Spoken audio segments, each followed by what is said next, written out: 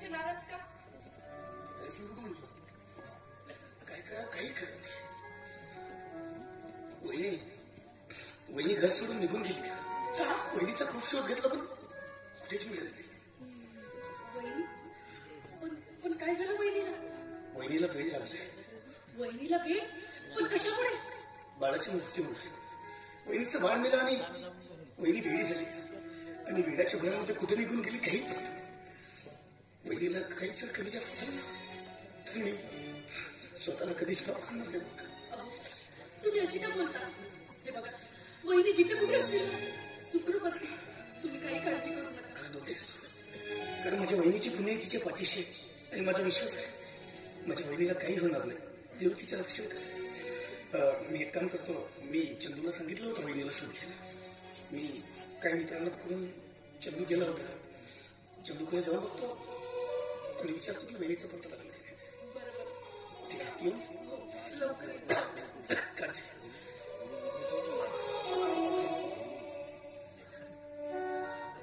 वहिनीला वेळ नाही नाही असं व्हायला नको होतं. ए विघ्नहर्त्या, तुझ्याकडे आजपर्यंत काही मागितले नाही पण आज अगदी लीन होऊन मागते. किरण बाबूच्या परिवाराला सुखी ठेव. त्यांना कुणाचीही दृष्टी लागू देऊ नको. कुणाचीही दृष्टी लागू देऊ नको. कुणाचीही दृष्टी लागू देऊ नको.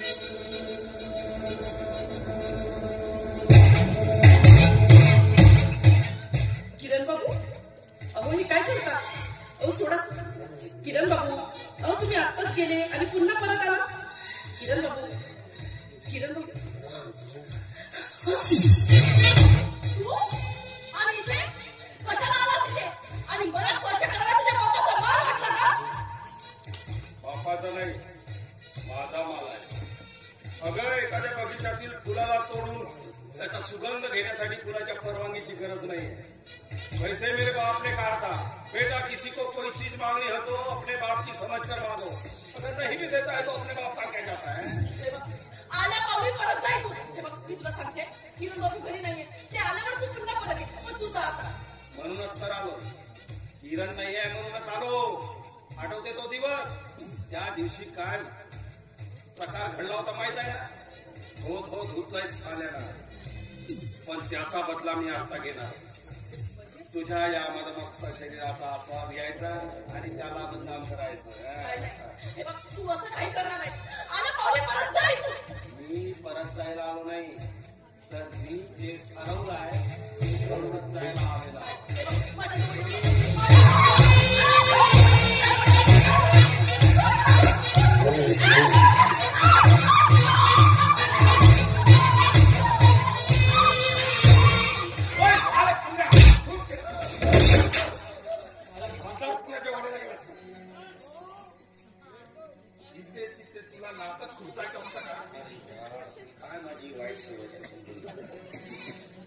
विनाकारण जास्त प्रश्न. तुला जे करायचं ते करू द्यायला पाहिजे. तुम्ही श्रीमंत माणसं, तुम्हाला जे पाहिजे हवं ते भेटून द्यायला पाहिजे. तुला माझं त्याच्यापेक्षा चांगला उपाय आहे माझ्यापासून. हे सगळं तुला करायचं आहे. ये इकडे त्याचे घेऊ नको. नक्की ना. अरे आपण दोस्त लोक तुला माहिती आहे. ये टेन्शन घ्यायची नाही. तुला सांगतो असं तर करायचं आहे. संधी पाहिजे. ते महत्वाचं आहे का नाही? तू नाही तर कोणत्या वेळेस काही करून टाकते. त्याच्यामुळे कामं बिघडतात. का करायचा? अंधार होऊ द्यायचा. आणि अंधार झाला का बस आपल्या बहिणीचा हात पकडायचा ना सुरू.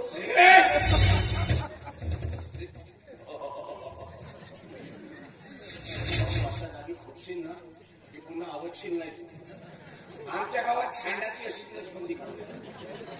सुतावर किती पडतो.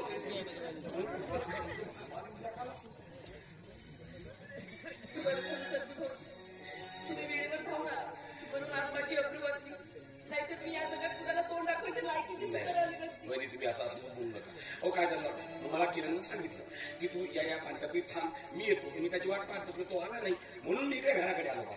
आणि आपल्या नाटकाचा चाकू कोटचा का त्या लाकडाचा बैठाला गेला पडाल. रात्री झुकलं असता मग या भाजी बिजी खपाने गेली.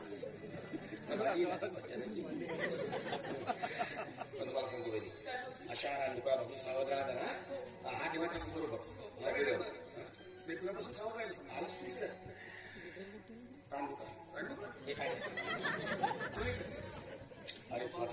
सांगतो वायना समजा तो जर एखादा वहिनीवर बडजबरी करायला आला होता. काय मग साल्याची ही आयसोच असतं साल्याचं खूनच करतो. शाबास.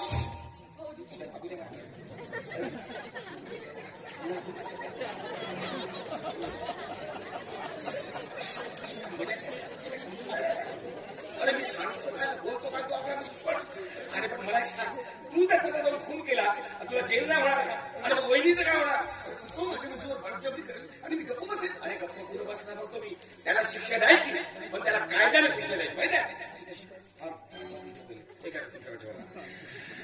बघ तुला सांगतो तुला एक गोष्ट माहित नसेल वहिनीचं जे भाग मरण पावलं ते साधं सहजासहजी नाही.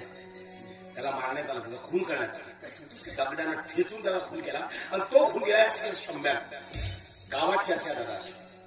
आणि तो जरा त्याला कुठं लपवून ठेवलेला आहे आणि तो कुठं लपवून ठेवलेला आहे त्याची माहिती याच्या व्यतिरिक्त एका दुसऱ्या माणसाला.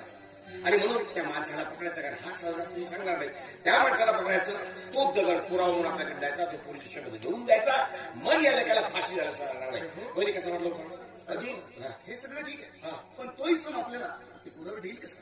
हा देईल कसा बरोबर आहे. तो इसम गावचा होऊन देणार नाही आणि याचे पुरावे तो लपवतो याच्याकडून काय पैसा म्हणून तो खात असेल म्हणजे या शंभ्याचा तो दबील असेल. नाव तर माहिती आहे त्याचं मला.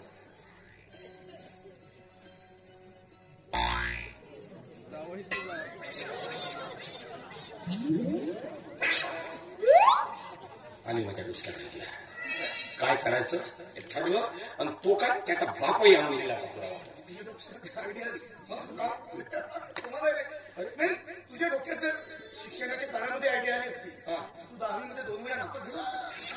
इज्जत नको उतरव यार. 2 वेळा तिसऱ्या वेळी पास झालो मी. प्रत्येक विषयात 35 मार्क होते म्हणजे.